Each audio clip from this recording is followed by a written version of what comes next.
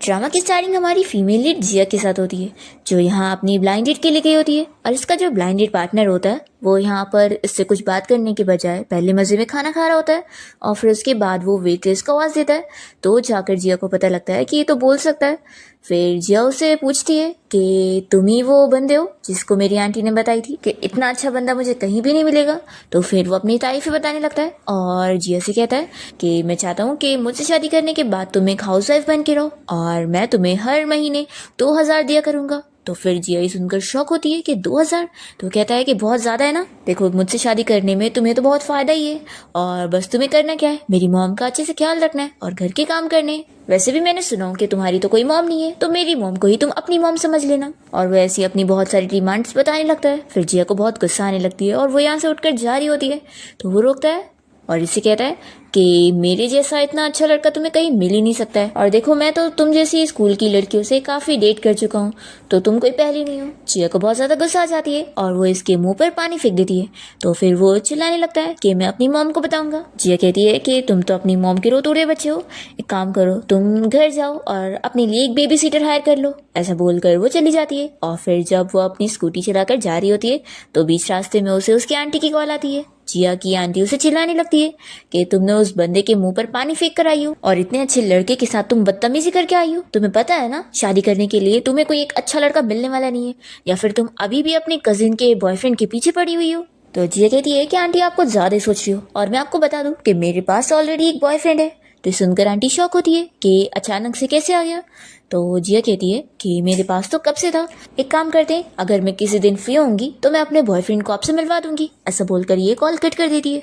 और फिर उसके बाद जिया यहाँ परेशान होने लगती है और सोचती है कि आखिर मैंने आंटी को ऐसा झूठ क्यों बोल दी, अब मैं कहाँ से एक मैन लेकर आऊंगी। फिर वो गॉड से विश करने लगती है कि गॉड आप प्लीज़ मुझे एक मैन दे दो तो ज़्यादा बेहतर होगा। फिर वो यहाँ अपनी स्कूटी ड्राइव कर रही होती है कि तभी उसकी स्कूटी के सामने अचानक से एक बंदा आ जाता है, और फिर जिया तो शॉक हो जाती है उसे हिट करके। और ये कोई और नहीं है, हमारे इस ड्रामे का मेन लीड है और इसका नाम शैन है। जिया उसे देखती रह जाती है कि वो कितना हैंडसम है। हम देखते हैं कि वो तो यहाँ बेहोश होता है और उसे इतनी चोट लगी होती है। हमें फ्लैशबैक में दिखाते हैं कि वो किसी से बचकर भाग रहा होता है और उन लोगों ने उसके ऊपर गोली चला दी होती है। जिया तो यहाँ शैन को देखकर खुश होने लगती है और सोचती है कि गॉड ने मेरी विश इतनी जल्दी पूरी कर दी। फिर वो देखती है कि इसका तो इतना खून बह रहा है, इससे इतनी ज़्यादा चोट लग गई। फिर वो तुरंत ही उसे एक क्लिनिक लेकर आती है और डॉक्टर से उसका चेकअप करवाती है। डॉक्टर से पूछता है कि क्या सच में तुम्हारी वजह से इसे इतनी चोट आई है। तो जिया कहती है कि हाँ। तो डॉक्टर कहता है कि इसे गोली लगी है, तो क्या तुम्हारे स्कूटी में से गोली निकलती है। तो जिया शॉक होती है कि इसे गोली लग गई है, फिर क्या मुझे इसे हॉस्पिटल लेके जाना पड़ेगा। तो डॉक्टर कहता है कि बिल्कुल नहीं, अभी मैंने इसका ट्रीटमेंट कर दिया हूँ और इतनी भी ज़्यादा चोट नहीं लगी थी, तो वो गोली मैंने निकाल चुका हूँ, ये जल्दी ठीक हो जाएगा। पर क्योंकि इसकी आंखों में भी चोट लगी थी इसलिए ये अभी देख नहीं सकता है और थोड़े टाइम के लिए ब्लाइंड रहेगा।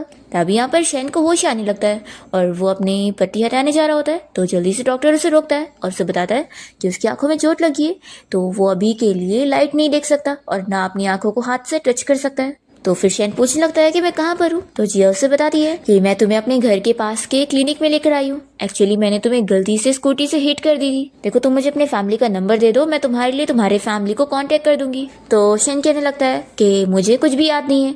तो फिर ये सुनते के साथ ही वो कहती है कैसे कैसे, कहीं ऐसा तो नहीं कि तुम अपने घर से भागे हुए हो। ये सुनते के साथ ही फिर शैन उठकर जाने लगता है। तो वो कहती है कि ऐसे भागो मत, तुम अभी देख नहीं सकते। तो भी वो यहाँ से जाने की कोशिश करता है और टकरा जाता है। तो ये देख के डॉक्टर और जिया दोनों ही उस पर हंसने लगते हैं। फिर शैन वापस आके बैठता है और डॉक्टर उसे समझाने लगता है कि ठीक है अभी तुम्हें घर नहीं जाना तो कोई बात नहीं। और फिर वो जिया से कहने लगते हैं कि क्यों ना तुम आज रात के लिए इससे अपने घर पे रख लो। तो जिया ये सुनकर शॉक होती है कि मैं नहीं डॉक्टर, मैं इससे अपने घर नहीं लेके जा सकती हूँ। अगर मैं ऐसे किसी भी मैन को घर लेके जाऊंगी तो फिर ग्रैंडमा मुझे डांटेंगी। तो फिर डॉक्टर कहने लगते हैं कि लेकिन इसे तो मैं क्लिनिक में भी नहीं रख सकता हूँ, यहाँ पर बहुत सारे लोग आते जाते हैं और यहाँ इतनी जगह नहीं है। और फिर डॉक्टर तो यहाँ पर शैन का शर्ट खोलकर उसकी चोट पर मेडिसिन लगाने लगते हैं और फिर कहने लगते हैं कि इसे फिर मुझे यहाँ से भेजना ही पड़ेगा। अभी जिया शैन की बॉडी देखते हुए खुश हो जाती है और कहने लगती है कि अब इसके एब्स इतने अच्छे हैं तो मैं सोच सकती हूँ इसे घर लेके जाने का। तो डॉक्टर कहने लगते हैं कि तुम तो पहले कह रही थी ना कि तुम इसे घर नहीं ले जा पाओगी, तो अब क्या। तो कहती है कि अब मैं लेके जा सकती हूँ। और फिर वो यहाँ शैन के पास आने लगती है और उसे कहती है कि क्या तुम मेरे साथ मेरे घर पे चल के ठीक होना चाहोगे। देखो मैं तो बस एक वीक सी लड़की हूँ, मैं थोड़ी ना तुम्हारे साथ कुछ कर सकती हूँ। तो फिर शैन मान जाता है और वो जिया के साथ उसके घर पे आ जाता है। यहाँ पर वो उसका हाथ पकड़ के अंदर तक लेकर आती है और कहती है कि बिल्कुल शांत रहना। वो उसे अपना नाम बताने लगती है और फिर उससे भी उसका नाम पूछती है, तो फिर वो नहीं बता रहा होता है और जिया कहने लगती है कि मुझे ना तुम जाने पहचाने से लगते हो। तो फिर शैन डर जाता है कि कहीं ये मुझे पहचान तो नहीं लगी। शैन पूछता है कि तुम आखिर मुझे क्या सोच रही हो। तो फिर वो कहती है कि क्या मैं सच में बोलूँ। तो वो कहता है कि हाँ बोलो। तो जिया कहती है कि वो क्लब में जो 8000 वाले मेल मॉडल मिलते हैं ना, मुझे लग रहा है कि तुम वही हो। और फिर वो शैन को अपने रूम में ले आती है और लाइट्स ऑन करती है। तभी वो गुस्से में उसका हाथ छोड़ देता है। तो फिर जिया कहती है कि क्या हुआ, तुम आखिर कुछ बोल क्यों नहीं रहे हो। मेरा मतलब था कि मैं बस तुम्हारी तारीफ कर रही थी कि तुम अच्छे दिखते हो। देखो मैं बोल रही थी ना कि मैं नहीं बोलना चाहती हूँ, पर तुमने मुझे मजबूर किया और जब मैंने अब बता दी हूँ तो तुम मुझसे गुस्सा हो गए। कितने कंजूस हो तुम। तो शैन कहता है कि तुमने मुझे बस 8000 की वैल्यू दी हो। तो इस सुनने के साथ ही वो कहती है, अरे वो बात ऐसी है ना कि मैं क्लब कभी गई नहीं हूँ, तो मुझे मार्केट प्राइस के बारे में कुछ पता नहीं है। वैसे तो तुम मुझे ज़्यादा हैंडसम लगते हो, तो मुझे लगता है कि क्या पता तुम्हारा प्राइस 88,000 तो नहीं है। तो वो कहता है कि सिर्फ 88,000। जिया कहती है कि क्या ये भी कम है, तो कहीं ऐसा तो नहीं कि तुम्हारा प्राइस 1,88,000 है। क्या आजकल के रिच लोग इतने ज़्यादा पैसे उड़ाने लग गए। फिर वो उसके पास बैठ जाती है और पूछने लगती है कि तुम क्या इतने एक्सपेंसिव हो, और वैसे तुम्हें ये जो सारी चोट लगी है वो किसी रिच वुमेन के हस्बैंड की वजह से तो नहीं लगी। वो तुम्हारा पीछा कर रहा होगा और तुम्हें मारने के पीछे पड़ा होगा। फिर शैन उसे कहने लगता है कि मुझे शावर लेना है, तो फिर वो उसे बाथरूम तक ले आती है। फिर यहाँ पर शैन अपना शर्ट उतार रहा होता है और ये उसे देखी जा रही होती है और तभी फिर उसे टच भी कर लेती है। तो फिर शैन उसे चिल्लाता है कि तुम आखिर ये क्या कर रही हो। तो जिया कहती है कि मैं बस तुमसे पूछना चाह रही थी कि मेल मॉडल के एप्स टच करने का कितना कॉस्ट होता है। तो फिर शैन उसे कह देता है कि मैं बहुत ही एक्सपेंसिव हूँ, तुम अफोर्ड नहीं कर पाओगी, तो निकलो बाहर। तो फिर वो जाने लगती है, पर फिर वो वापस आकर इससे पूछती है कि क्या तुम्हें मेरी हेल्प की जरूरत है। तो कहता है कि बिल्कुल नहीं। तो फिर जिया कहती है कि तुम्हारी आंखें अभी ठीक नहीं है, तो कहीं तुम गिर गए तो। शैन कहता है कि मुझे कर्ज मत करो। जिया पूछती है कि क्या सच में तुम्हें मेरी हेल्प नहीं चाहिए। तो फिर शैन जल्दी से पर्दा बंद कर लेता है। फिर उसके बाद शैन शावर लेकर जब बाथरूम से बाहर निकलता है तो जिया उसे कहती है कि अब काफ़ी रात हो गई है तो हमें सो जाना चाहिए। वो उसे यहाँ सोफा पर सोने के लिए कह रही होती है, पर वो तो तुरंत ही बेड पर लेट कर सो चुका होता है। तो फिर ये उसे हटा ही नहीं पाती। जिया को सोफा पर ही सोना पड़ता है, पर उसे रात में फिर ठीक से नींद नहीं आ रही होती है और वो नींद में उठकर यहाँ बेड पर आकर सो जाती है। और वो शैन को हक करके सो रही होती है, इसलिए वो उसे हटने के लिए बोल रहा होता है, पर वो तो इतनी ज़्यादा नींद में होती है कि वो हटती नहीं। फिर नेक्स्ट मॉर्निंग हम देखते हैं कि जिया यहाँ शैन के लिए ब्रेकफास्ट लेकर आती है और कहती है कि मैं स्पेशली तुम्हारे लिए पैनकेक खरीद के लाई हूँ। तो फिर शैन कहने लगता है कि आखिर ये क्या चीज़ है। तो वो कहती है कि क्या तुमने कभी पैनकेक नहीं खाया, सच में लगता है तुम बहुत ही गरीब होंगे, तुम इसे टेस्ट तो करके देखो। तो फिर शैन उसके कहने पर खा लेता है। जिया उसे कहती है कि अगर तुम्हारे कोई पीछे पड़ा हुआ है तो तुम थोड़े दिन के लिए मेरे घर पे रह सकते हो छुपने के लिए, मैं तुम्हें सपोर्ट करने के लिए तैयार हूँ, लेकिन हाँ अपनी मर्जी से कभी भी नीचे मत जाना, क्योंकि अगर मेरी लैंड लेडी को पता लग गया तो फिर हम लोग प्रॉब्लम में आ जाएंगे। इस पर शैन कुछ भी जवाब नहीं दे पा रहा होता है। तो जिया उसे चिल्लाकर कहती है कि तुम्हें मेरी बातें सुनाई भी दे रही है कि नहीं। तभी इतने में फिर जिया को उसकी लैंड लेडी की आवाज़ आती है जो कि यहीं पर ही आ रही होती है। तो जिया जल्दी से शैन को छुपा देती है और पर्दा बंद कर देती है और उसे कहती है कि बिल्कुल भी आवाज़ मत करना। और फिर जैसे यहाँ पर ग्रैंडमा आती है, यानी कि जिया की लैंड लेडी, वो जिया के रूम का ऐसा हाल देखकर कहने लगती है कि तुमने रूम को कितना गंदा बना कर रखी हो। तो जिया तुरंत ही क्लीनिंग करने लग जाती है। फिर ग्रैंडमा को यहाँ पर शक हो जाता है कि आखिर ये पर्दे ऐसे बंद क्यों है, कहीं ऐसा तो नहीं कि तुमने किसी लड़के को यहाँ छिपा के रखी हो। जिया कहती है कि ऐसा कैसे हो सकता है ग्रैंडमा। तो फिर वो कहती है कि नहीं, मुझे चेक करना पड़ेगा। फिर ग्रैंडमा तो यहाँ जिया की बात ना सुनते हुए पर्दा हटाकर देखने वाली होती है और वहाँ पर तो शैन छुपा होता है। इतने में यहाँ जिया की आंटी आ जाती है और वो आवाज़ देने लगती है। तो फिर जिया कहती है कि मेरी आंटी आपसे लगता है कुछ ज़रूरी काम के लिए मिलने आई होंगी और यहाँ पर कोई भी नहीं है। तो फिर ये ग्रैंडमा मान जाती है और चली जाती है। फिर जैसे ही जिया यहाँ पर पर्दा हटाती है तो देखती है कि शैन यहाँ छुपा ही हुआ होता है और उसके ऊपर उसका इनर गिरा होता है। तो जल्दी से हटाती है और उसे कहती है कि तुम तो सच में परवर्ट हो। वो कहती है कि यहाँ पर अच्छे से रहना और बिल्कुल भी आवाज़ नहीं करना, ठीक है, मैं काम पर जा रही हूँ। ऐसा बोलकर जल्दी से चली जाती है। और फिर शैन तो यहाँ पर जिया के बारे में सोच रहा होता है कि वो उसके लिए कितना कुछ करती है। शैन यहाँ समझ जाता है कि अब मैं देख सकता हूँ, मेरी आंखें ठीक हो चुकी है। दूसरी तरफ हम देखते हैं कि जिया यहाँ होटल पहुँचती है जहाँ पर वो जॉब करती है। तभी यहाँ पर जिया की एक फ्रेंड उसे बताने लगती है कि उन लोग के होटल का जो नया सीईओ था वो अचानक से गायब हो गया है और शायद वो अपने घर से भागा हुआ है। पता नहीं ये अमीर फैमिलीज के बीच में क्या इशू चलता रहता है। जिया की फ्रेंड उसे कहती है कि तुम्हें पता है, अगर हमने उस अमीर सीईओ को ढूंढ लिए ना तो हमें 10 मिलियन का प्राइज मिलेगा। ये सुनते के साथ ही वो तो शॉक हो जाती है और कहने लगती है कि अगर मैंने उसे ढूंढ ली तो फिर तो मुझे तो कभी काम करना ही नहीं पड़ेगा। उसकी फ्रेंड कहती है कि वो तो ऑफ कोर्स है, लेकिन ये बताओ कि क्या तुम्हें पता है वो कैसा दिखता है? तो जिया कहती है कि वो तो नहीं पता। तो इसकी फ्रेंड बताने लगती है कि मैंने सुनी हूँ कि वो बहुत ज़्यादा हैंडसम है। तो हैंडसम सुनकर जिया को सिर्फ शैन के बारे में ख्याल आ रहा होता है और वो सोच लगती है कि वो भी तो भागा हुआ लगता है और इतना हैंडसम भी है। पर फिर अपने आप को समझाती है कि नहीं, वो मेल मॉडल सीईओ थोड़ी ना हो सकता है, क्योंकि वो इतना कंजूस है, तो आखिर वो इतना अमीर बंदा कैसे होगा। तभी हम देखते हैं जिया की कजिन को, जो कि उसके बॉयफ्रेंड के साथ यहाँ होटल आई होती है। तभी यहाँ पर जिया का मूड बहुत ही अपसेट होता है। तो उसकी फ्रेंड कहने लगती है कि क्या तुम अभी भी हार्ट ब्रोकन हो, जो तुम्हारा ब्रेकअप हो गया इस वजह से? सच में तुम्हारी वो कजिन कितनी खराब है, उससे तुम्हारा बॉयफ्रेंड चुरा ली और तुम अभी भी उनके साथ इतना अच्छा बिहेव कर रही हो। और तुम्हारी वो आंटी तो कितनी ज्यादा शेमलेस है, उसकी बेटी ने तुम्हारा बॉयफ्रेंड चुराई है और वो तुम्हें दूसरे लड़कों से इंट्रोड्यूस करवा रही थी, बेशरम कहीं की। मुझे तो सोच कर ही बहुत ही गुस्सा आ रहा है।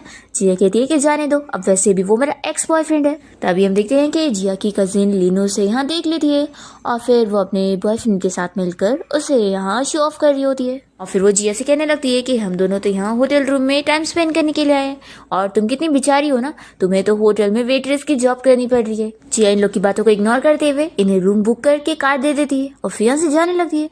तो फिर इसकी कजिन तो यहाँ पर उसे ऑर्डर देने लग जाती है और उसे यहाँ पर बेइज्जत करने के लिए अलग अलग काम करवा रही होती है।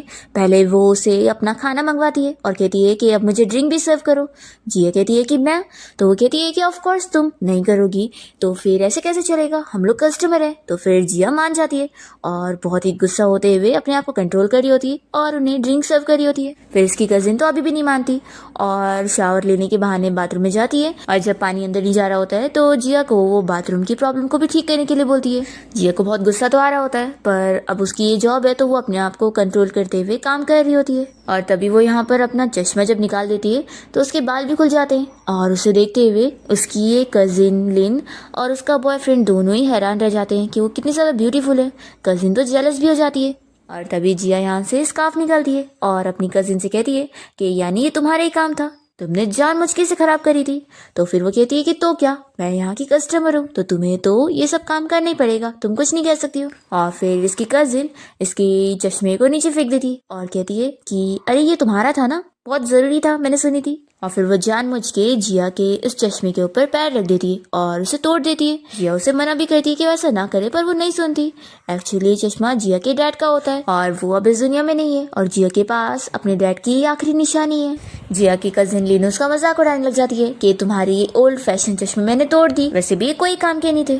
फिर जिया को बहुत ज्यादा गुस्सा आ जाता है और वो उसी पंप से इन लोग को पीट डालती है और इन लोग को खूब मारने के बाद वो यहाँ अपनी इस कजिन लिन से माफी भी मंगवाती है। तो दोनों से डर के मारे माफी भी मांग लेते हैं। पर फिर जैसी जिया यहाँ से जाती है तो उसकी कजिन गुस्से में चिल्लाती है कि तुम्हें तो मैं इतनी आसानी से छोड़ूंगी नहीं। फिर पूरा दिन बीत जाता है और जिया जब यहाँ अपने इस होटल से निकल रही होती है तभी इसे शैन का कॉल आता है कि तुम अभी तक घर नहीं आई। तो वो कहती है कि मैं बस आई रही हूँ, तुम्हें भूख लगी होगी ना, तो मैं तुम्हारे लिए कुछ खाना लेकर आती हूँ। तभी जिया की आवाज से शैन समझ जाता है और पूछता है कि क्या तुम्हें किसी ने बुली किया है? तो वो कहती है कि रहने दो, कोई बात नहीं। तभी शैन कॉल पर होटल का नाम सुन लेता है और समझ जाता है कि वो तो उसके होटल में काम करती है। फिर जिया उसे कहने लगती है कि अगर तुम्हें मेरे लिए इतना ही बुरा लग रहा है और तुम मुझे कंफर्ट करना चाहते हो तो क्यों ना तुम मुझे अपने मसल्स और एब्स टच करने दे दो।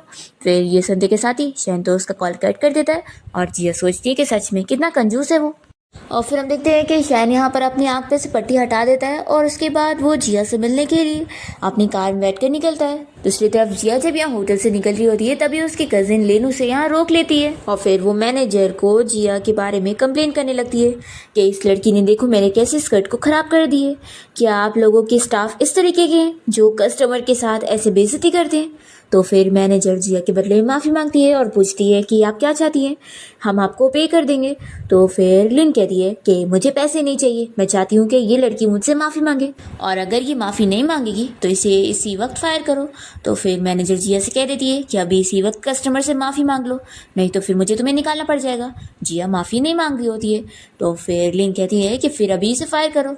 मैनेजर कह देती है कि ठीक है फिर जिया, मैं तुम्हें बता रही हूँ कि अभी इसी वक्त तुम्हें फायर किया जा रहा है। तभी हम देखते हैं कि शैन यहाँ अपनी कार से पहुंच जाता है और वो तुरंत ही बाहर आकर चिल्लाने लगता है कि आखिर तुम्हारी इतनी हिम्मत कि तुम इसे फायर करोगी। फिर जिया जल्दी से यहाँ शैन के पास आ जाती है और उसे कहने लगती है कि तुम्हारी आंखें ठीक हो गई और वैसे तुम यहाँ पर क्या कर रहे हो, क्या तुम यहाँ पर मुझे अपने ऐप्स टच करवाने के लिए आए हो?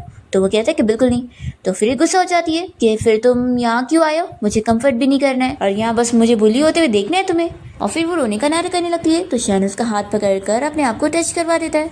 फिर जिया उसे और टच करने लगती है तो तुरंत ही उसे रोकता है और कहता है कि और नहीं। तभी यहाँ पर फिर लिन मैनेजर को चिल्लाने लगती है कि तुम इस लड़की को फायर करने के बजाय उसे यहाँ हमारे सामने फ्लर्ट करने दे रही हो। तभी शेन जिया को अपनी कार में बैठाता है और फिर वो इस मैनेजर से कहता है कि तुम समझ गई ना तुम्हें क्या करना है, और फिर वो जिया के साथ यहाँ से चला जाता है। तो फिर लिन से चिल्लाने लगती है कि आखिर क्या समझ गई, तुमने उसे फायर क्यों नहीं करी।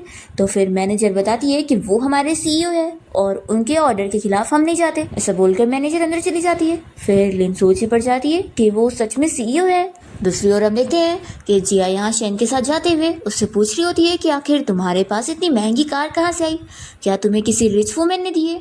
तो वो उसे बस गुस्से में देख रहा होता है तो ये चुप हो जाती है।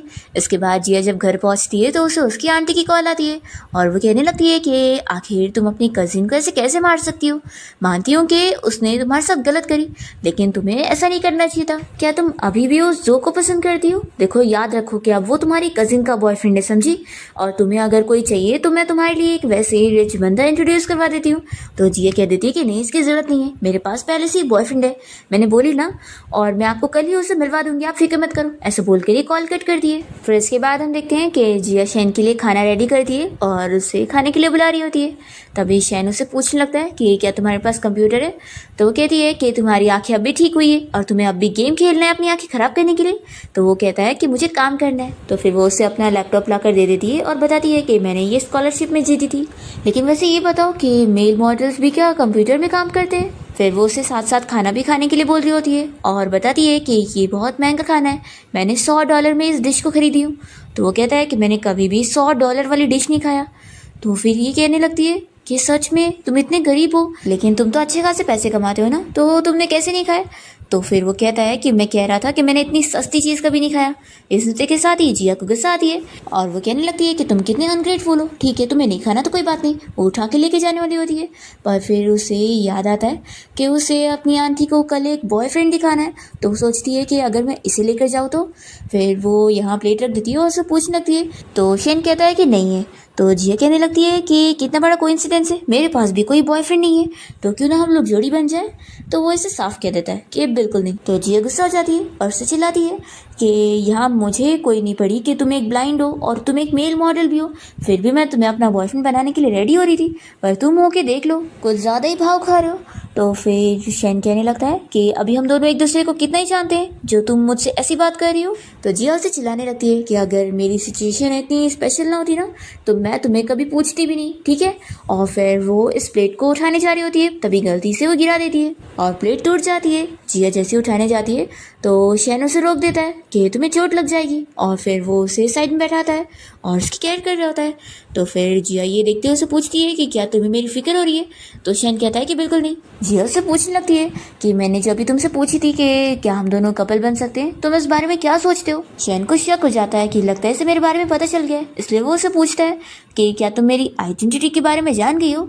जिया कहती है कि कैसी आइडेंटिटी, तुम एक मेल मॉडल हो ना, या फिर कोई छुपी हुई आइडेंटिटी भी है तुम्हारी। जिया कहती है कि फिक्र मत करो, मैं तुम्हें अपना बॉयफ्रेंड बनाने के लिए पैसे भी दूंगी, समझ लो कि मैं तुम्हें हायर कर रही हूँ। तो फिर वो कहता है कि अच्छा, तो तुम मुझे पैसे दे के रखना चाहती हो। और फिर वो यहाँ उसे अपने कुछ पैसे निकाल कर देती है और कहती है कि अभी मेरे पास इतने ही पैसे हैं और फिर जब मुझे सैलरी मिलेगी तो मैं तुम्हें और पैसे दूंगी। तो फिर ये कहता है कि अभी हम दोनों एक दूसरे को कितना ही जानते हैं जो तुम मुझे पैसे दे के रखना चाहती हो, कहीं ऐसा तो नहीं कि तुम मुझे लाइक करती हो। तो जिया उसे दूर करती है और कहती है कि तुम गलत समझ रहे हो, मैं बस तुम्हें पैसे देकर हायर करना चाहती हूँ तुम्हें अपने बॉयफ्रेंड के तौर पर, और मैं तुम्हें कोई पसंद नहीं करती हूँ।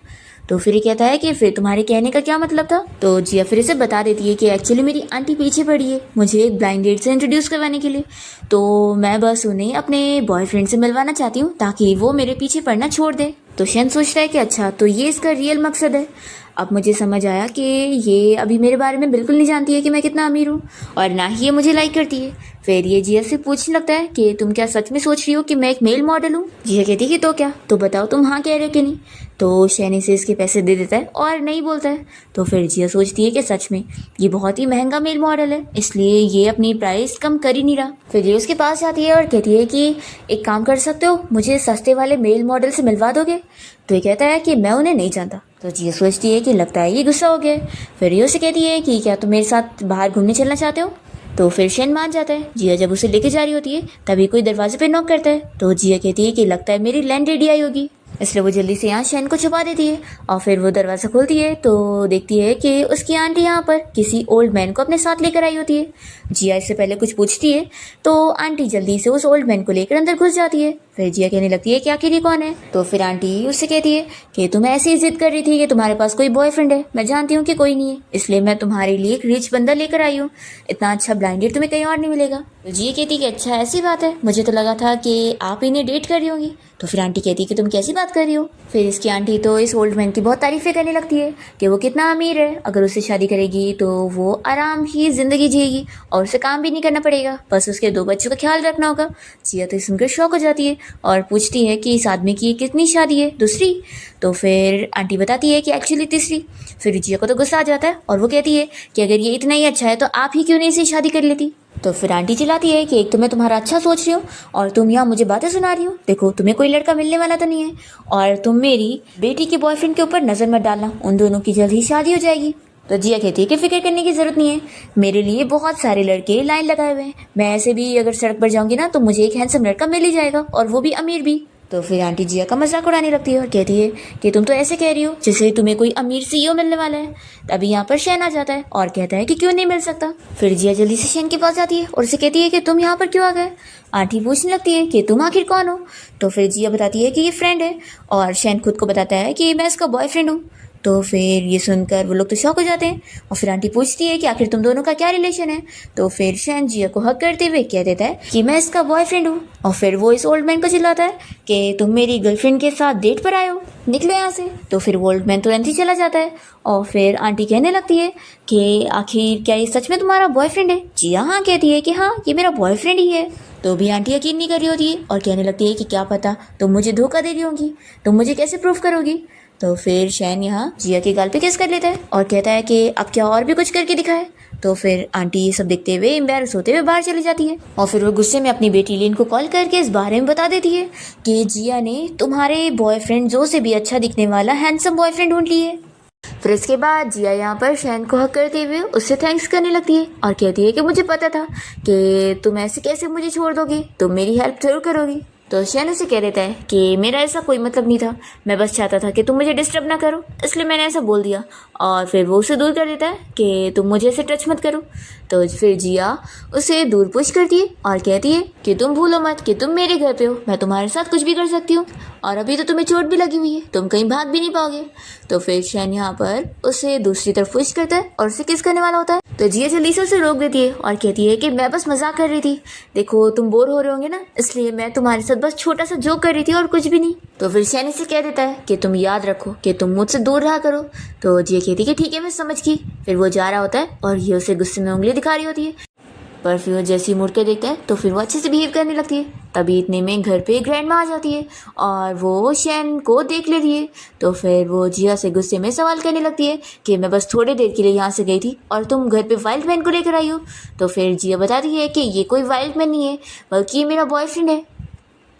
तो फिर ग्रैंडमा कहने लगती है कि ऐसे कैसे हो सकता है, मैंने तुम्हारी आंटी से सुनी थी कि तुम अभी भी उस जो को पसंद करती हो, तो ऐसे कैसे तुम्हें किसी दूसरे से प्यार हो गया, ये पक्का तुम झूठ कह रही हो। तो फिर जिया कहती है कि नहीं मैं उसे पसंद नहीं करती और वो मेरी आंटी को ऐसा लगता है, तो आप उनकी बात पे बिलीव मत करो और मेरी सुनो कि अभी ये मेरा करेंट बॉयफ्रेंड है और पहले हम लोग अच्छे फ्रेंड थे और उसके बाद मैंने इसकी हेल्प की। एक्चुअली इसे थोड़ी चोट लग गई थी तो ये अपनी फैमिली को भी फिक्र में नहीं डालना चाहता था, इसलिए ये थोड़े दिन के लिए मेरे घर पे रहने आ गया। तो फिर ग्रैंडमा का यकीन हो जाता है तो वो मान जाती है क्योंकि उन्हें वैसे भी शैन अच्छा लग रहा होता है कि वो इतना हैंडसम जो है। फिर जिया कहती है कि मैं अपने बॉयफ्रेंड को थोड़ा देर बाहर लेके जाना चाहती हूँ ताकि इसे थोड़ा धूप भी मिले। तो ग्रैंडमा कहती है कि हाँ हाँ जाओ। फिर जिया और शैन साथ में यहाँ शॉप में आ जाते हैं जहाँ पर जिया अपनी ग्लासेस बनवाने के लिए आई होती है और ग्लासेस बन चुकी होती है तो वो लोग उसे दे रहे होते हैं। तो जिया अपनी ये ग्लासेस पहनकर शैन को दिखाने लगती है और पूछती है कि बताओ मैं ग्लासेस के साथ ज़्यादा अच्छी लगती हूँ कि ऐसे ही। तो कहता है कि तुम दोनों में बहुत ही अगली लगती हो। ये सुनने के साथ ही जिया बहुत ही गुस्सा हो जाती है और कहती है कि आखिर तुम अपनी गर्लफ्रेंड को ऐसा कैसे बोल सकते हो, रुको मैं अभी बिल्डिंग से जाकर कूद जाती हूँ। वो जाने लगती है तो फिर रुक कर कहती है कि तुम मुझे रोकने भी नहीं आ रहे हो। तो शेन कहता है कि ये फर्स्ट फ्लोर है तो यहाँ से तुम्हें कुछ होने वाला नहीं है, और दूसरी बात ये कि मैं कोई तुम्हारा बॉयफ्रेंड नहीं हूँ। तो जिया कहती है कि स्लो से बोलो, अगर ग्रैंडमा ने सुन ली तो उन्हें फिर पता लग जाएगा कि मैंने उन्हें झूठ बोली थी और फिर वो तुम्हें घर से बाहर निकाल देंगी, समझे। इसलिए मेरी बात सुन लो और थोड़े दिन मेरे बॉयफ्रेंड बनने का प्रिटेंड कर लो। मैं तुम्हें पैसे देने वाली हूँ ना। वैसे तो मैं जानती हूँ कि तुम बहुत ही एक्सपेंसिव हो, लेकिन मेरे पास जितने पैसे हैं उतने से काम चला लो और फिक्र मत करो, मैं तुम्हें ज़्यादा सफ़र करने नहीं दूंगी। मैं अभी और पैसे कमाने वाली हूँ और फिर मैं तुम्हें एक अच्छी लाइफ दूंगी, महंगे कपड़े भी दिलाऊंगी और हम लोग एक अच्छी कार में घूमेंगे भी, और तुम्हें मेल मॉडल बन के भी नहीं घूमना पड़ेगा।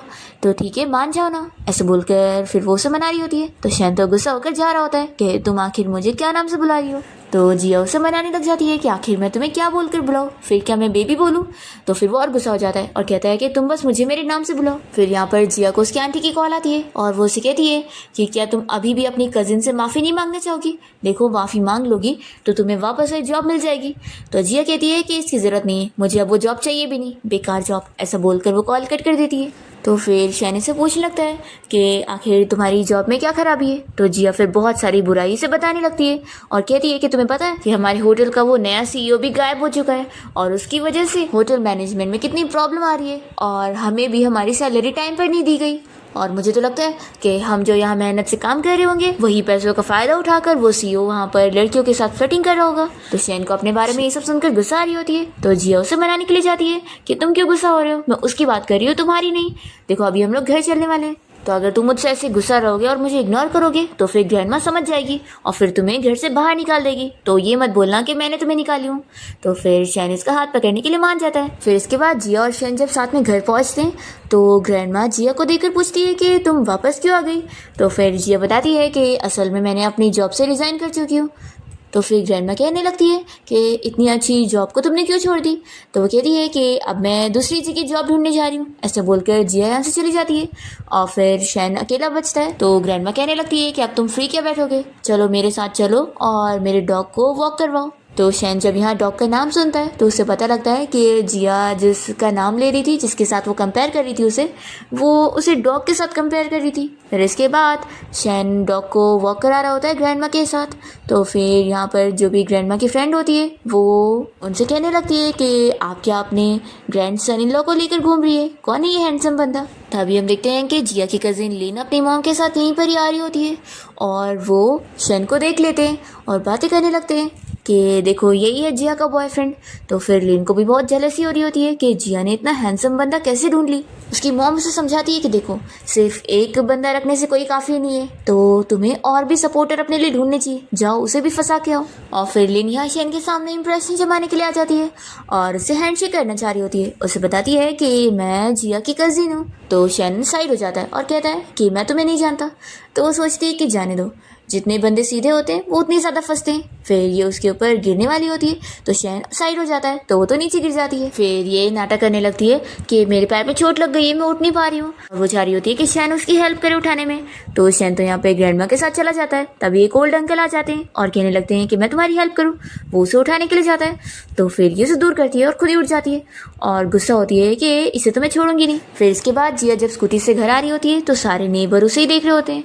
तो जिया सोचती है कि आज सभी को क्या हो गया है। फिर जब वो घर पहुंचती है तो ग्रैंडमा से उसे पता लग जाता है कि वो शैन को अपने साथ डॉग को वॉक कराने के लिए लेकर गई थी।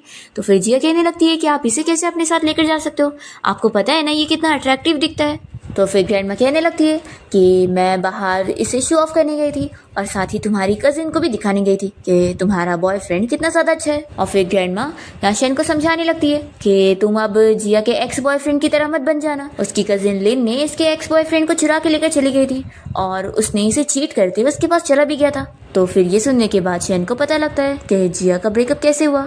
फिर दरवाजे पे कोई नॉक करता है तो जिया खुलने जाती है और देखती है कि यहाँ पर उसका एक्स बॉयफ्रेंड जो आया हुआ है। जिया उसे देखती ही दरवाजा बंद करने लगती है। तो फिर वो कहता है कि रुको तो, मुझे तुमसे ज़रूरी बात करनी है। तो फिर जिया उसके साथ बात करने के लिए बाहर आ जाती है और कहती है कि जो भी बोलना है जल्दी बोलो। तो फिर वो उसे कहने लगता है कि हम दोनों वापस से एक हो जाते हैं। देखो मुझे नहीं पता था कि तुम इतनी ज़्यादा ब्यूटीफुल हो और मुझे लगता है कि अब मैं तुम्हें वापस से डेट करना चाहता हूँ, तो उस इडियट को छोड़ो और वापस मेरे पास आ जाओ, फिर मैं तुम्हें डिसलाइक नहीं करूँगा। जिया तो इसकी बातें सुनकर शॉक हो रही होती है कि आखिर ये ऐसा बोल भी कैसे सकता है। फिर वो यहाँ डंडा ढूंढने लगती है और तुरंत इसे मारने लग जाती है कि एक तो तुम्हारी वजह से मेरी जॉब चली गई और तुम यहाँ पर मुझसे ऐसी बातें करने आए हो, निकलो यहाँ से। तो वो उसे बताने लग जाता है कि मैंने होटल में से वापस से तुम्हारी कंप्लेन ले लिया था ताकि तुम्हें जॉब मिल सके। तो फिर जिया सुनते के साथ ही रुक जाती है। तो फिर वो बताने लगता है कि हाँ, तुम वापस से वहाँ पर जॉब करने जा सकती हो। इतने में शैन बाहर आ जाता है और वो जिया को फक करते हुए कहने लगता है कि आखिर ये कौन आया हुआ है। तो जिया कहती है कि एक बेकार लड़का है जिससे कोई मतलब नहीं है मेरा। तो फिर जो कहने लगता है कि तुम कैसी बात कर रही हो, देखो ये एक गरीब लड़का है, इससे अच्छा रहेगा कि तुम वापस मेरे पास आ जाओ। इसके पास है ही क्या, मैं तो इतना अमीर हूँ और मेरे पास बहुत पैसा है, इसके पास क्या है, कुछ भी नहीं है। फिर शैन यहाँ जिया से कहने लगता है कि अच्छा तो ये तुम्हारा एक्स बॉयफ्रेंड है। जिया कहती है कि हाँ है, लेकिन अब ये मेरे लिए कुछ भी नहीं है, मैं तो सिर्फ अब तुमसे प्यार करती हूँ। तो फिर शैन कहने लगता है कि फिर आखिर तुम इससे क्यों बात कर रही हो, देखो अब मैं कितना गुस्सा हो गया हूँ। जो कहता है कि तुम लोग यहाँ पर क्या मुझे नहीं देख रहे हो जो यहाँ मेरे सामने फ्लर्टिंग कर रहे हो, देखो जिया इस गरीब लड़के के साथ ब्रेकअप कर लो और वापस मेरे पास आओ। तो फिर शैन यहाँ पर और रोने का नाटक करने लगता है कि गर्लफ्रेंड देख लो ये मेरी कितनी बुराई कर रहा है। तो जिया कहती है कि फिक्र मत करो, मैं इसे अभी यहाँ से निकालती हूँ। फिर वो जो को चिल्लाती है कि तुम मेरे सामने से अब भी निकल जाओ। तो जो गुस्से में यहाँ से चला जाता है। फिर जिया शैन से कहने लगती है कि तुम तो सच में कितनी अच्छी एक्टिंग कर रहे थे, तुम्हें तो ऑस्कर मिलना चाहिए। और वैसे ये बताओ तुमने अभी मुझे बेबी कहा। तो वो कहता है कि बिल्कुल नहीं। वो शैन से कहती है कि प्लीज़ तुम फिर से कहो ना। तो वो नहीं मानता और अंदर चला जाता है। तो जिया कहने लगती है कि सच में कितना ज़्यादा कंजूस है ये। फिर नेक्स्ट हम देखते हैं कि जिया यहाँ पर शैन के लिए कुछ महंगा खाना खरीद के लेकर आती है और जब शैन देखता है कि उसके हाथ में चोट लगी है तो फिर उसे पता लगता है कि उसने उसके लिए ये महंगी डिश खरीद के लाने के लिए पार्ट टाइम जॉब करके आई हुई। तो बैंडेज लगाने के बाद वो उसे कहने लगता है कि ऐसा दोबारा मत करना। तो जिया कहती है कि क्या तुम मेरी केयर कर रहे हो। शैन कहता है कि तुम्हें वापस से होटल में काम करने जा रहा है ना, तो तुम चली जाना, मैं हूँ ना, मैं सब संभाल लूंगा। तो फिर ये कहती है कि तुम तो ऐसे बिहेव कर रहे हो जैसे तुम ही मेरे होटल के CEO हो। तो कहता है कि क्या पता मैं होऊंगा। तो फिर जिया बिलीव नहीं कर रही होती है और फिर शैन से पूछने लगता है कि तुम आखिर अपसेट क्यों, तुम क्या चाहती हो। तो ये कहती है कि देखो मुझे इतनी चोट लगी है, मैं चाहती हूँ कि मेरा हस्बैंड मुझे किस करे। तो फिर शैन से किस कर लेता है। जिया तो शौक रह जाती है और कहने लगती है कि मेरा मतलब ये नहीं था कि तुम मुझे किस करो, और मन में सोचती है कि वो मेरी फर्स्ट किस थी। तभी शैन कहने लगता है कि आखिर तुम क्या चाहती हो कि मैं तुम्हें कैसे मनाऊँ। जिया कहती है कि ऐसे मत बिहेव करो, ग्रैंड माँ हमें देख लेंगी तो फिर। तो शैन कहता है कि वो तो खुश होंगी, हम तो वैसे भी कपल बनने का प्रिटेंड कर रहे हैं ना।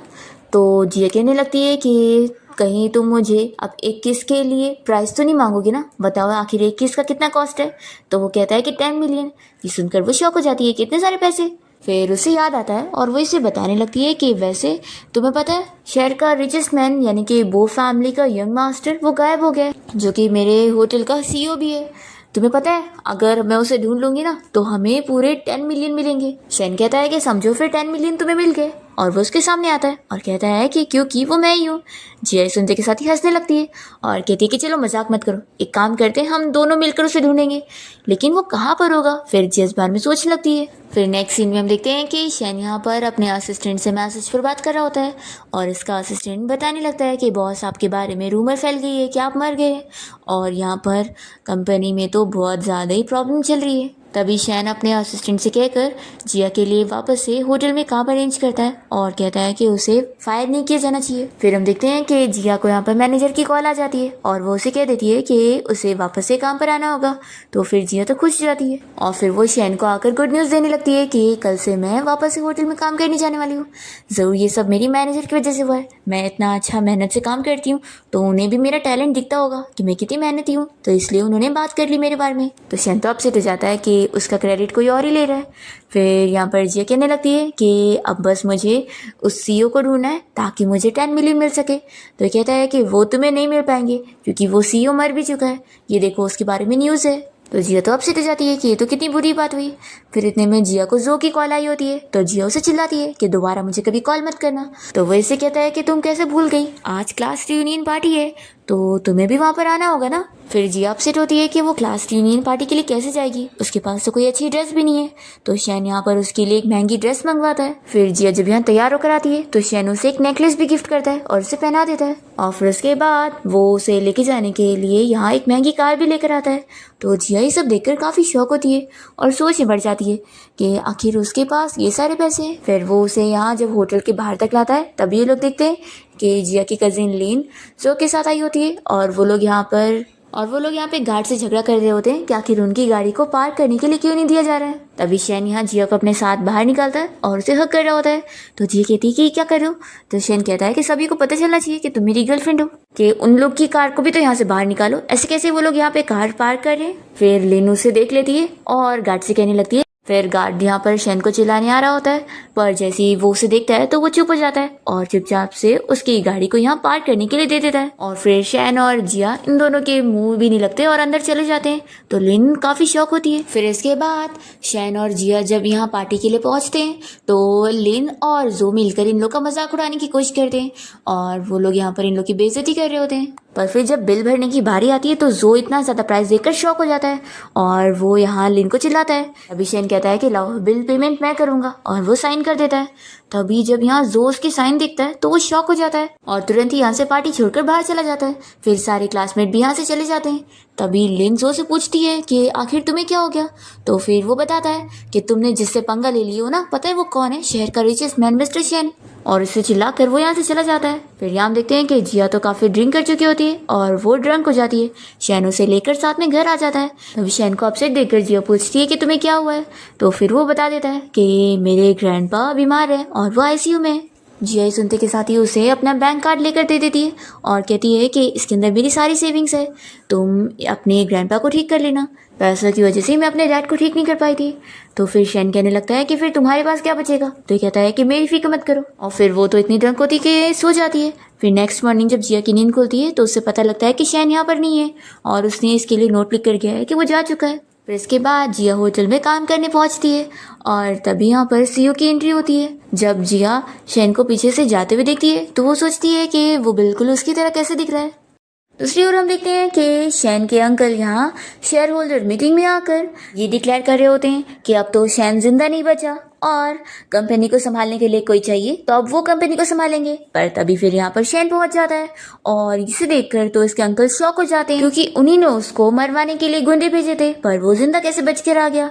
शैन कहता है कि अंकल आपको तो बहुत ही शौक लग रहा होगा, लेकिन आपको मैं बता दूं कि अब मेरे पास आपके सारे एविडेंस है और अब आप जेल जाने वाले हो। फिर ये अंकल तुरंत ही अपने डैड से माफी मांगने लगते हैं कि उनसे गलती हो गई, पर शैन के ग्रैंडपा उन्हें माफ नहीं करते और फिर पुलिस उन्हें अरेस्ट करके लेके जाती है। फिर ग्रैंडपा काफी खुश होते हैं कि शैन ने अपने अंकल के खिलाफ कैसे एविडेंस कलेक्ट कर लिया, नहीं तो फिर उसके अंकल तो आज यहाँ पर उसे मारकर कंपनी भी ले चुके होते। वो पूछते हैं कि मैंने सुना तुम्हारे असिस्टेंट से कि तुमने एक गर्लफ्रेंड भी ढूंढ लियो, तो बताओ मुझे उसे कब मिलवाओगे। तो शैन कहता है कि ग्रैंडपा जल्द ही, लेकिन अभी मैं उसके बारे में आपको नहीं बताऊंगा, अभी वो सीक्रेट है। दूसरी ओर हम देखते हैं कि होटल में यहाँ एक औरत होटल के सारे सामान चुरा कर भाग रही होती है। तो स्टाफ उनको रोक लेते हैं और उन्हें बैग खोलकर दिखाने के लिए बोल रहे होते हैं कि उन्होंने क्या क्या चीज़ चुराई है। तो वो औरत तो मान नहीं रही होती है।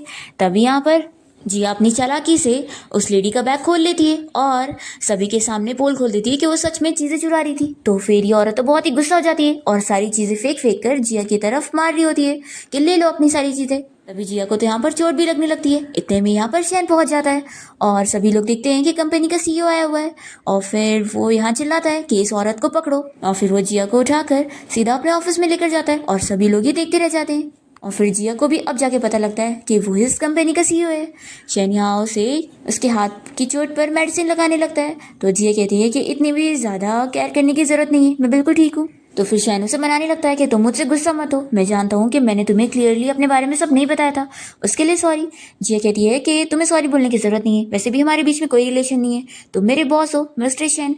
ऐसा बोलकर वो जाने लगती है। तो शैन यहाँ उसे अभी भी मना ही रहा होता है और वो जिया के लिए सारे स्टाफ को फायर करवा रहा होता है कि उन लोगों ने इसे ठीक से प्रोटेक्ट नहीं कर पाए। तो जिया इसे समझाती है कि ऐसा मत करो, किसी को भी फायर मत करवाओ। तो फिर शैन जिया की बात मान लेता है। फिर इसके बाद सभी यहाँ पर जिया को थैंक्स कर रहे होते हैं कि उसकी वजह से उन लोग की जॉब नहीं गई।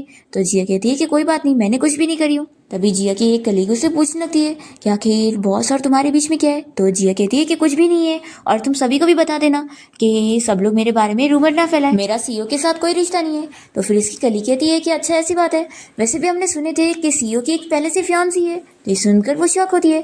तभी यहाँ पर वही लड़की आई होती है कि शैन की चाइल्डहुड स्वीट हार्ट है और वो सबको ये बताती है कि वो उसकी फियांसी है। यहाँ वो इन लोग को देखकर पूछती है कि शैन कहाँ पर है, मुझे उससे मिलना है, चलो मुझे उसके ऑफिस लेके चलो। तो फिर जिया और उसकी कलीग इस लड़की को शैन के ऑफिस तक छोड़ने जाते हैं और जब वो अंदर उस शैन के साथ बात कर रही होती है तो जिया बाहर खड़े होकर उन लोग की बात सुनने लगती है। ये लड़की यहाँ पर शैन से कहती है कि मैं जानती हूँ कि तुम मुझे पसंद नहीं करते, लेकिन हमारी शादी बड़ों ने डिसाइड करे तो वो तो होके रहेगी। तो ये साफ कह देता है कि मैं तुमसे कोई शादी नहीं करने वाला, मेरे पास पहले से गर्लफ्रेंड है और तुम मेरी कोई फियांसी नहीं हो। जिया जब ये सुनती है तो वो तो खुश जाती है। इसके बाद शैन तो बाहर भी आ जाता है उसे एक्सप्लेन करने के लिए। तो जिया कहती है कि मैं कोई तुम्हारी गर्लफ्रेंड नहीं हूँ, समझे, और वो यहाँ इसे टीज करने के बाद चली जाती है। पर फिर इसके बाद जिया जब अपने घर पर होती है तो शैन उसे कॉल करता है। तो वो कहती है कि मिस्टर शैन, आपने मुझे इतनी रात को क्यों कॉल किया। तो वो कहता है कि अभी भी तुम मुझे अपने बॉस की तरह ट्रीट करोगी, तुम दरवाज़ा खोलो, मुझे तुमसे बात करनी है। तो फिर जिया शौक होती है कि वो तो उसके घर तक पहुंच गया। शैन कहता है कि अगर दरवाज़ा नहीं खोलोगी तो फिर तुम्हारी लैंडलेडी जाग जाएगी। फिर जिया को दरवाज़ा खोलना पड़ता है और वो शैन को अपने घर में ले लेती है। तो शैन कहने लगता है कि आज रात तो मैं यहीं पर ही रुकने वाला हूँ। तो जिया उसे मनाने लगती है कि ऐसे कैसे तुम यहाँ रुक सकते हो। तो वो कहता है कि मैं तो अपनी गर्लफ्रेंड के साथ यहीं पर ही सोने वाला हूँ। और फिर शैन तो यहाँ जिया को मना ही लेता है और फिर दोनों यहाँ साथ अच्छा टाइम स्पेंड करते हैं। नेक्स्ट डे वो उसे जॉब के लिए छोड़ने भी जाता है और कहता है कि अब तुम याद रखो कि अब मैं तुम्हारा बॉयफ्रेंड हूँ और अगर तुम मेरी रिस्पॉन्सिबिलिटी नहीं लोगी ना तो मैं सभी के सामने बता दूंगा कि तुम नाइट स्पेंड करने के बाद मेरी रिस्पॉन्सिबिलिटी लेने से पीछे हट रही हो। तो फिर जिया मान जाती है कि ठीक है। फिर नेक्स्ट डे हम देखते हैं कि शैन के होटल में उसकी चाइल्डहुड स्वीट हार्ट मिंग की फैमिली की पार्टी चल रही होती है और तभी यहाँ एक लेडी भी आई होती है जिसे देखते ही जिया पहचान जाती है और उन्हें मॉम कहती है। तो फिर वो तुरंत ही उसे साइड में लेकर जाती है और उसे पैसे फेंक कर देती है और कहती है कि यहाँ पर किसी को बताना भी मत कि मैं तुम्हारी मॉम हूँ और हमारे बीच में कोई रिश्ता नहीं है, ये पैसे लो और मेरे साथ रिश्ते खत्म करो। जिया तो अपनी मॉम के ऐसे बिहेवियर से रोने लग जाती है। तभी यहाँ पर मिंग आती है और जिया की मॉम उसे अपनी बेटी की तरह ट्रीट कर रही होती है क्योंकि जिया की मॉम ने जो दूसरी शादी करी है जिस अमीर बंदे के साथ, वो मिंग का डैड है। जिया को बुरा लगता है और तभी इतने में शैन उसे अपने साथ लिफ्ट में लेता है। तो जिया जल्दी से उसे हक कर लेती है और वो खुश होती है कि कम से कम कोई तो उसके पास है। तभी शैन यहाँ उसे अपनी आंखें बंद करने के लिए बोलता है और फिर वो उसे एक नेकलेस गिफ्ट करता है जो कि बहुत ही ज्यादा महंगा है। जिया बहुत ज्यादा खुश होती है। पर फिर जब वो यहाँ पार्टी में काम कर रही होती है तो मिंग और उसकी फ्रेंड जिया के ऊपर इल्जाम लगाते हैं कि उसने मिंग की नेकलेस चुराई है। जिया कहती है कि ये मेरी है, तो भी मिंग नहीं मानती और कहती है कि तुम्हें ये मुझे देना पड़ेगा, ये मेरा नेकलेस है, तुम्हें पता भी है कितना महंगा है, तुम इसे कभी अफोर्ड कर ही नहीं सकती। तभी यहाँ पर जिया की मॉम भी आ जाती है और वो भी जिया को ही चिल्लाने लगती है कि आखिर ऐसे कैसे वो मिंग का नेकलेस चुरा सकती है। जिया को यहाँ पे रोना आ रहा होता है। वो तुरंत ही शैन को कॉल करके यहाँ पे बुला लेती है और फिर शैन जब यहाँ पहुंच जाता है तो वो इन लोगों को चिल्लाता है और जिया की साइड लेता है और बताता है कि ये नेकलेस उसने दिया है क्योंकि वो उसकी गर्लफ्रेंड है। तो फिर मिंग तो बहुत ज्यादा गुस्सा हो जाती है कि आखिर तुम ऐसी गरीब लड़की को अपनी गर्लफ्रेंड कैसे बना सकते हो। जिया की मॉम भी उसकी बेइज्जती करने लगती है कि तुमने मिंग के होने वाले हस्बैंड को छीनी हो, उसे सेड्यूस करके, तुम कितनी बेशरम हो, और वो उसको एक थप्पड़ लगाने जा रही होती है। तो जिया जल्दी से उन्हें रोक देती है और कहती है कि आप तो कुछ बोलना मत, आप होती कौन है मुझे ये सब कहने वाली। तभी यहाँ पर एक अमीर लेडी आई होती है जो कि असल में जिया की असली ग्रैंड माँ है और जिया की मॉम को चिल्लाती है कि तुम्हारी हिम्मत भी कैसे हुई मेरी ग्रैंड डॉटर को हाथ लगाने की, तुम ही वो बेशरम लड़की हो जिसने मेरे बेटे को फंसाई थी और तुम्हारी वजह से मेरा बेटा घर से भाग गया था और तुम्हारे प्यार में वो गरीब बनने की एक्टिंग करते हुए तुम्हारे साथ जी रहा था और तुम्हें लगा कि वो सच में गरीब है तो तुम तो उसे छोड़कर चली गई और तुमने फिर किसी और से शादी कर ली, तुम एक लालची औरत हो। तो जिया की मॉम को तो शौक लग जाता है कि जिया के डैड को उसने छोड़ दी थी पर वो तो इतना अमीर निकला। पर ग्रैंड माँ तो जिया की मॉम को अरेस्ट करवा देती है और फिर पुलिस उन्हें अरेस्ट करके लेके जाते हैं और शैन भी यहाँ पर उन सारे लोगों को अरेस्ट करवाता है जो कि जिया के ऊपर चोरी का इल्जाम लगा रहे थे। फिर जिया की ग्रैंड माँ उसे कहती है कि मैं तुम्हें कितने टाइम से ढूंढ रही थी और मुझे अब तुम्हारे डैड के बारे में सब पता लग गया है। वो कहती है कि देखो बेटा, अब तुम जान गई हो ना, तुम एक अमीर फैमिली से बिलोंग करती हो तो तुम्हारे ऊपर कोई फोर्स नहीं है, तुम अपनी पसंद के हिसाब से अपना पार्टनर चुन सकती हो। तो बताओ क्या तुम सच में इसे पसंद करती हो। तो जिया शैन का हाथ पकड़ती है और कहती है कि हाँ ग्रैंड माँ, मुझे शैन बहुत ही पसंद है। और फिर जिया शैन से पूछती है कि क्या तुम भी मुझे पसंद करते हो और मुझसे शादी करना चाहोगे। तो शैन तो तुरंत ही उसे हाँ बोलते हुए किस कर लेता है। इसी के साथ ही इस ड्रामा की हैप्पी एंडिंग यहाँ पर हो जाती है।